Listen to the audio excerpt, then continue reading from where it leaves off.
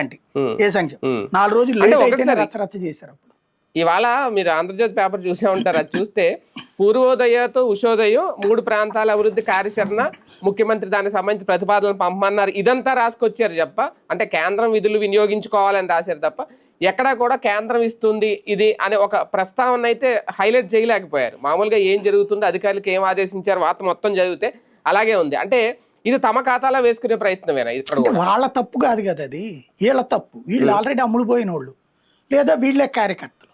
నిన్న కూడా అంతే, రోడ్లది కూడా అట్టగే రాశారు, కేంద్ర నిధులతో అనినేమో చివరి లోపల ఒక ముక్క రాస్తారనమాట.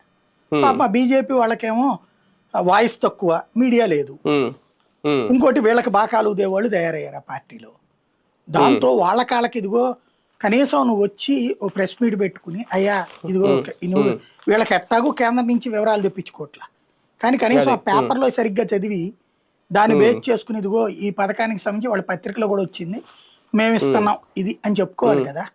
40,000 కోట్లు కదా, చిన్నదనుకుంటే అనుకోవచ్చు. 5,000 కోట్లు 6,000 40,000 కోట్లు అంటే మాటలు. అది బీజేపీ వాళ్ళకి చెప్పుకోవడం చేత కాదు. ఇంకోటి తెలుగు బీజేపీ వాళ్ళు ఎక్కువ ఉన్నారు.